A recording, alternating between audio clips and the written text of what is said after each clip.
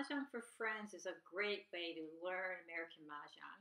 You can play directly on the web at mahjongforfriends.com, or there are apps you can download. Best thing to do is go into single player mode, choose American Mahjong. You can leave the bot setting in the middle, that's a pretty good one. Leave this hints on. Go ahead and check allow play after the bot goes Mahjong, and then just hit the start game button.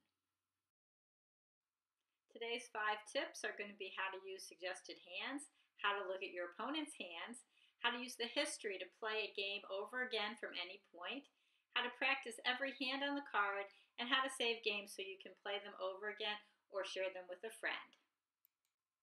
Let's take a look at how to use suggested hands. So you want to start by looking at your hand.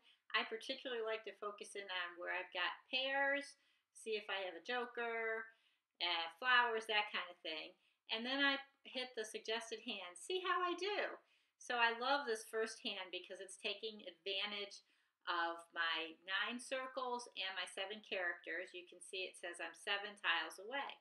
The next hand is also 7 tiles away, but I tell you, you're a lot further from getting a Kong of green dragons if you have no green dragon.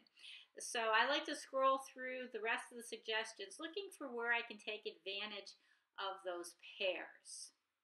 So with a couple of hands in mind, choose things that aren't in that.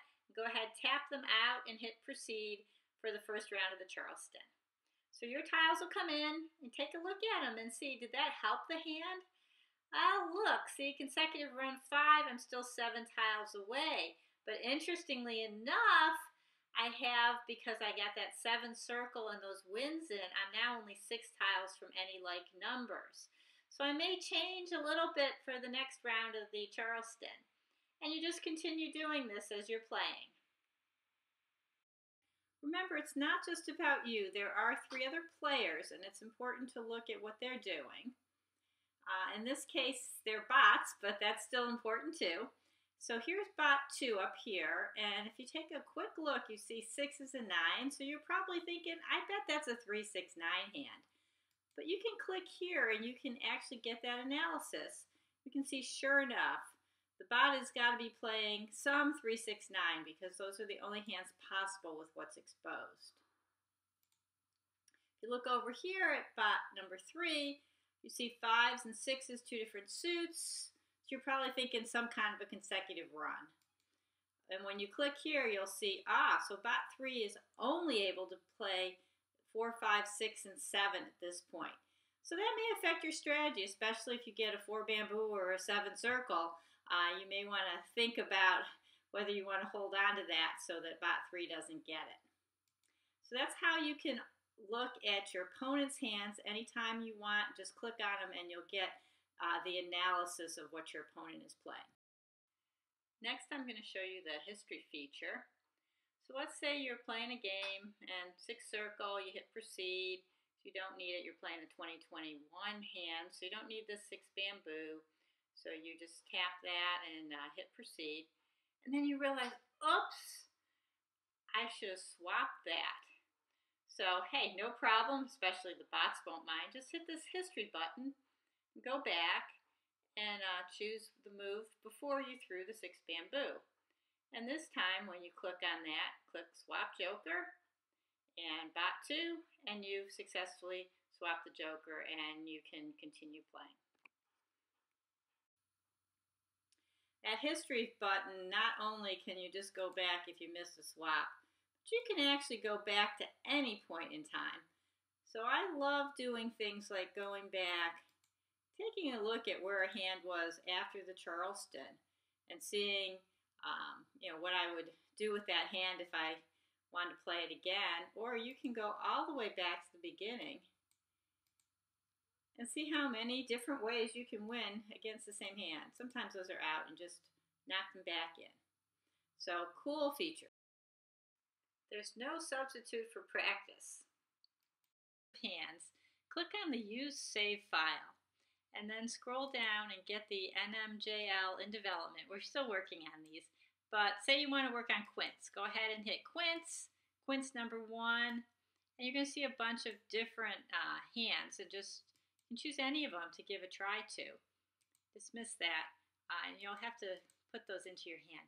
What you're going to see is here's a hand that you can play, and these are going to be predispositioned where we know they're winnable with a particular style. So for example, the quince hands are going to have jokers usually to start with. So this should give you a little jump start if you want to practice quince. The thing is you can just put two right next to each other. You can get the same hand, but this time go ahead and click to the end of the game. So this is actually going to show you the winning hand, and if you want to use that history feature, you can go back and actually see all of the moves. So you can, try it yourself for a while, and then maybe you want to do something like, go to the end of the Charleston and play from there, because you can see it's already well on its way at that point, and see if you can win from there. So that's just a technique where you can try out the different hands, where you know you've got a deal that will really help you get there, where it's actually going to be winnable with that particular style.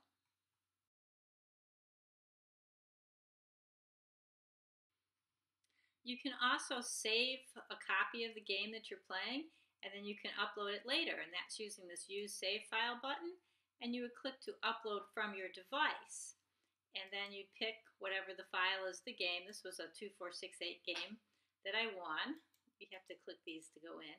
So here's the beginning, and I can also click to go to the end, and I can see the whole history of the game. And I can replay it and maybe try some other moves out.